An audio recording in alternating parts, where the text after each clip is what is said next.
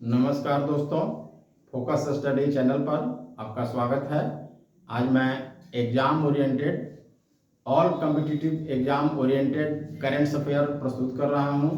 Actual में 13 सितंबर को 71 BPSC का एग्ज़ाम था, तो उस समय कुछ प्रतियोगी परीक्षार्थी का डिमांड आया था कि सर एक रिवीजन सीरीज बना दिया जाए मैंने करंट अफेयर का। तो उसमें मैं बनाया था, एक ही दिन तो बनाया था। तो उसमें एक क्वेश्चन था जो इंटरनेशनल बुकर पुरस्कार से जीती हैं बानू मुश्ताक का हॉटलाइन पर, वो क्वेश्चन मैच किया था। तो मैं ये कहना चाह रहा हूँ कि जो मैं करंट अफेयर इस चैनल पर लेकर आऊँगा वो फुल्ली माने पूरी तरह से 100% एग्जाम ओरिएंटेड होगा। आज मैं इसका शुरुआत कर रहा हूँ। वो तो रिवीजन क्लास में लिया था पहले 13 सितंबर से पहले। मैं करंट अफेयर्स का जो सीरीज है शुरुआत कर रहा हूँ। तो ये जो आज मैं क्वेश्चन लाया हूँ ये एग्जाम फुल्ली माने 100% एग्जाम ओरिएंटेड है, और इसके बाद भी मैं एग्जाम ओरिएंटेड करंट अफेयर लाऊंगा। तो मैं देखता हूँ फर्स्ट, पहले तो विश्व में तूफान, ये जो 2025 जो है बहुत बड़ा तूफान से गुजरा वर्ल्ड, और खासतौर से मेरे देश में भी एक ज्वालामुखी विस्फोट से गुजरा है।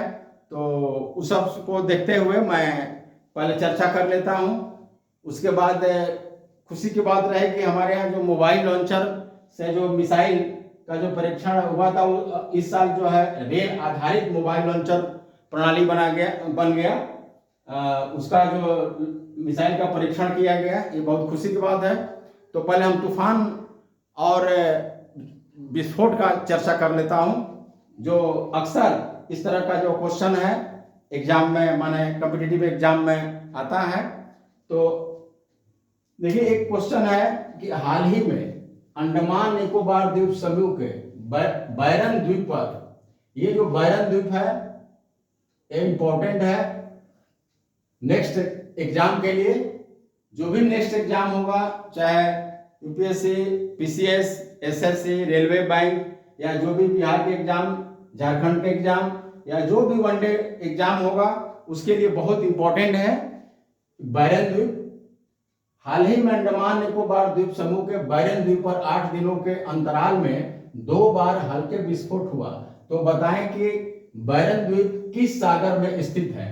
आ जाएगा अरब सागर में स्थित है, हिंद महासागर में स्थित है, कि बंगाल के खाड़ी में स्थित है, कि अंडमान सागर में स्थित है। इसका आंसर होगा अंडमान सागर। अंडमान सागर।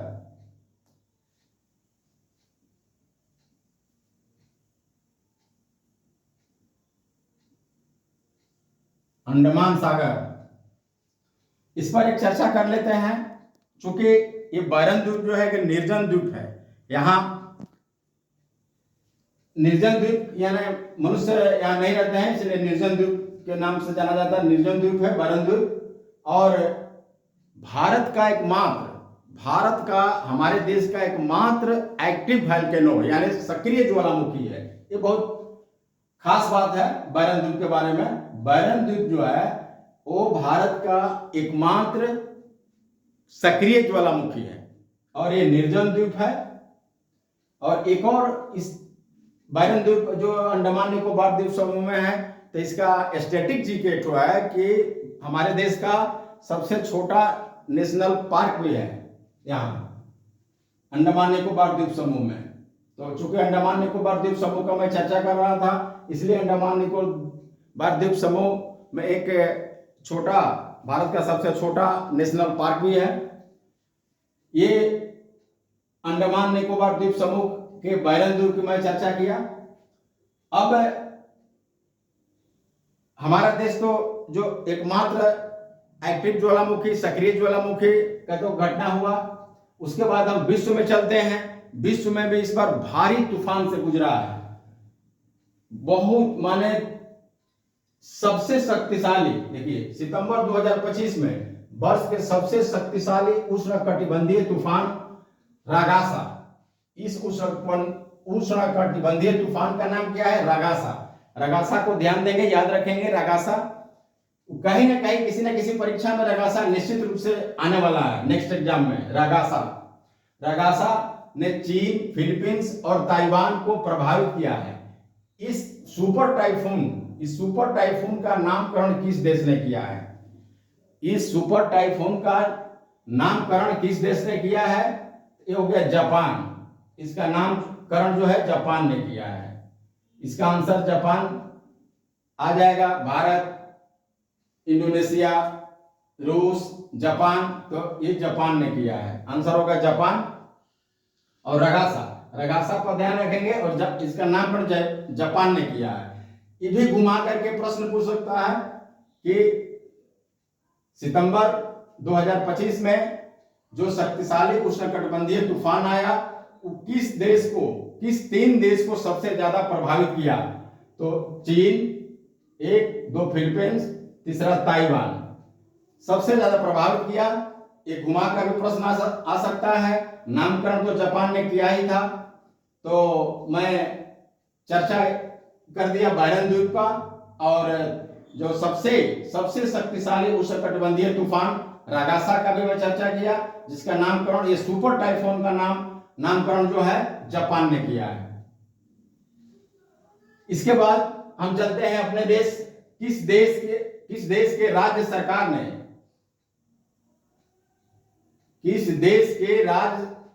ने अनाथ बच्चों को 2000 रुपया प्रति माह वित्तीय सहायता प्रदान करने के लिए अम्बू करंगल योजना का शुभारंभ किया है? तो यहाँ देश की किस राज्य सरकार होगा?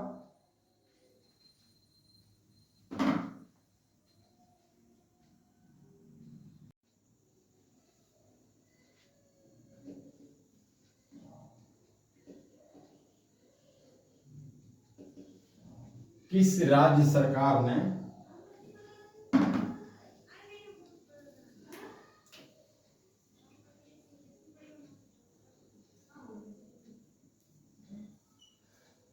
हमारे ही देश के किस राज्य सरकार ने अनाथ बच्चों को 2000 रुपया प्रति माह वित्तीय सहायता प्रदान करने के लिए अम्बू करंगल योजना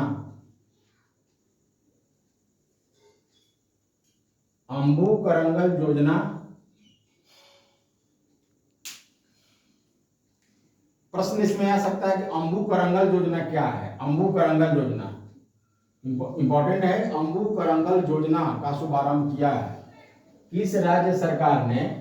हमारे देश के किस राज्य सरकार ने अनाथ बच्चों को, इसमें दोनों है, लेडी जेंट्स, मैंने बॉय, लड़का भी है लड़की भी है, जो भी हो, तो अनाथ बच्चों में दोनों आते हैं। अनाथ बच्चों को 2000 रुपया प्रति माह वित्तीय सहायता प्रदान करने के लिए अम्बू करंगल योजना का शुभारंभ किया है।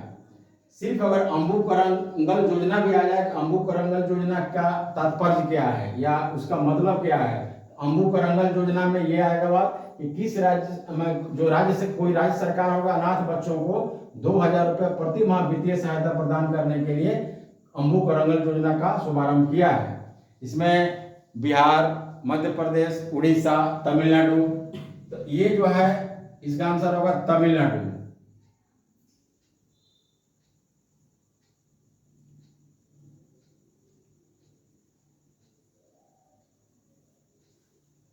तमिलनाडु इसका आंसर होगा।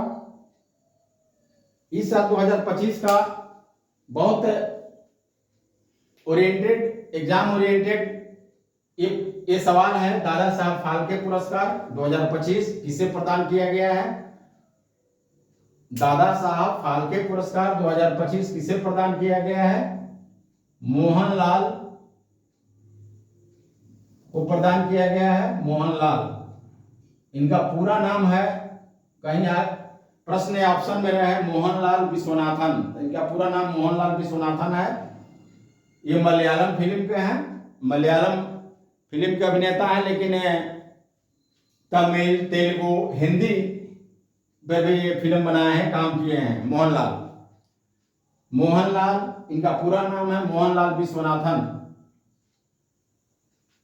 अगला पॉइंट हम इसमें है कि भारत ने पहली रेल आधारित मोबाइल लॉन्चर प्रणाली से किस मिसाइल का परीक्षण किया? तो पृथ्वी कौन मिसाइल इसमें है, माने रेल आधारित जो मोबाइल लॉन्चर प्रणाली है इसमें कौन मिसाइल है? पृथ्वी है कि पृथ्वी प्राइम है कि अग्नि भी है कि अग्नि प्राइम है? ये बहुत, हमारा देश जो है उत्तरी कोरिया है, रसिया है, इसके श्रेणी में ये जो है रेल आधारित मोबाइल लॉन्चर प्रणाली जो जिससे मिसाइल का परीक्षण किया उसके श्रेणी में आ गया है। बहुत अच्छा डेवलपमेंट इससे हुआ। अग्नि प्राइम, अग्नि प्राइम देखिए बहुत कंफ्यूजिंग है, यहाँ ऑप्शन में अग्नि भी रहेगा, अग्नि प्राइम भी रहेगा, तो अग्नि प्राइम ध्यान रखिएगा। अग्नि प्राइम ये एग्जाम ओरिएंटेड क्वेश्चन है। नेक्स्ट कोई भी कॉम्पिटिटिव एग्जाम जो आ रहा है हमारे देश का चाहे किसी भी स्टेट का, उसमें ये जो पांचों मैं सवाल जो यहाँ लाया एग्जाम ओरिएंटेड है। और नेक्स्ट जो कल हम एकदम बिल्कुल 100% एग्जाम ओरिएंटेड 20 सवाल एग्जाम करंट अफेयर्स का ला रहा हूं। और इसी तरह करंट अफेयर्स में जो प्रतिदिन या एक दिन बात करके करंट अफेयर्स का सवाल इस चैनल पर आता रहेगा। और ये जो भी सवाल आएगा वो 100% एग्जाम ओरिएंटेड होगा, कॉम्पिटिटिव एग्जाम ओरिएंटेड होगा। तो दोस्तों मॉडर्न इंडिया का भी लेक्चर मेरा चल रहा है। भारत में अंग्रेजों का आगमन हो चुका है, उसके बाद मैं जो 3 कर्नाटक युद्ध हुआ उसको मैं प्रथम कर्नाटक युद्ध लाने वाला हूं। तो कल जो है फिर करंट अफेयर्स का एक सवाल मैं लेकर आऊंगा। तब तक के लिए अगले जो करंट अफेयर्स का जो सवाल जब लाते हैं उसके पहले मैं आप लोगों को सभी जो प्रतियोगी परीक्षार्थी से मेरा कहना है कि इस जो मैं सवाल चैनल पर लाता हूं उसको ध्यान से देखेंगे, क्योंकि आने वाला एग्जाम जैसे एक 71 बीपीएससी एग्जाम में जो करंट अफेयर्स का सवाल जो मैच किया उस तरह नेक्स्ट एग्जाम जो कुछ भी एग्जाम आएगा उसमें निश्चित रूप से 100% निश्चित सफलता के लिए आप इस करंट अफेयर पर ध्यान देंगे और ये इस सवाल से निश्चित रूप से मैच होगा। ये मेरा पूरा भरोसा नहीं, आत्मविश्वास के साथ मैं कह रहा हूं। इस चैनल को लाइक, सब्सक्राइब और शेयर करिए।